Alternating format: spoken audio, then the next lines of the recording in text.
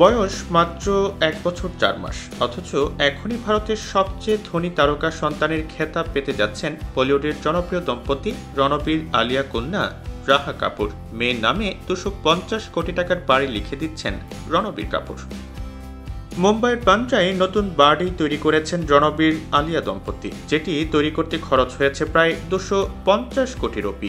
অর্থের দিক থেকে শাহরুখ খানের মান্নাত, অমিতাভ বচ্চনের জলসাকে পেছনে ফেলতে পারে রণবীর আলিয়ার নতুন এই বাড়ি। ভারতীয় সংবাদ মাধ্যমের প্রতিবেদন অনুসারে মেয়েকে প্রচণ্ড ভালোবাসেন রণবীর কাপুর, যে কারণে বিলাসবহুল এই বাড়িটি মেয়ের নামেই রাখবেন তিনি। লিখে দেওয়া হবে রাহার নামে, যে কারণে বলিউডের সবচেয়ে ধনী তারকা সন্তানের খেতাব পেতে চলেছেন রাহা কাপুর।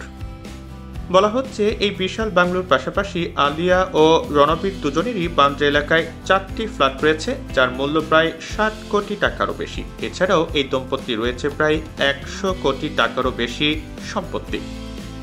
সম্প্রতি নিজেদের নতুন এই বাংলোর কাজ পরিদর্শনে গিয়েছিলেন রণবীর আলিয়া ও নিতু কাপুর। এ সময় পাপারাজ্জিদের ক্যামেরায় পোজও দিতে দেখা যায় বলিউডের এই তারকা দম্পতিকে।